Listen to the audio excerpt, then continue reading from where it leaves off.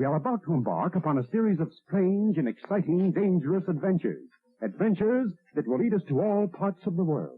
Hello and welcome to another Bad Comic Review. This time we're looking at Suicide Squad Special Edition Free Comic Book Day, Free Comic Book Day issue from 2021. It's from DC Comics and features parts of two different books. We've got Suicide Squad Get Joker and Suicide Squad King Shark. The first story is the King Shark one, and it involves mostly Nightwing stopping somebody called the Defacer, who's kind of a graffiti artist joke of a villain, and she's been charged with some rather unfortunate crimes because of some kind of relationship she had with Nightwing and drawing male genitalia on his statue. She gets into a fight at the jail with Hot Take, and that does not go over well. And when she gets cornered in the restroom, she gets an unlikely helper in the form of King Shark, who for some reason likes her, and that means that she's getting drafted to go on a mission with King Shark for the Suicide Squad. And the story is kind of silly. It really involves King Shark has to go through some sort of ritual back at his spawning area, and the girl has to go with him. It's a very silly story, but it wasn't bad. I thought it was okay. It was written by Tim Steele, art by Scott Collins, John Caliz, colors, Wes Abbott letters, Trevor Hairsine did the cover, and Michael McAllister editor. Unfortunately, that story is very short, and then we've got a very extended preview of Suicide Squad Get Joker. I've already done a review on that. And the first half is just sort of the recruitment phase for Red Hood. I don't want to get too much into it because I already reviewed it, but it's a pretty boring excerpt, really. Not much happens in that because it's kind of a slow go. So if you're real interested in that one, I would say pick that up. That one's written by Brian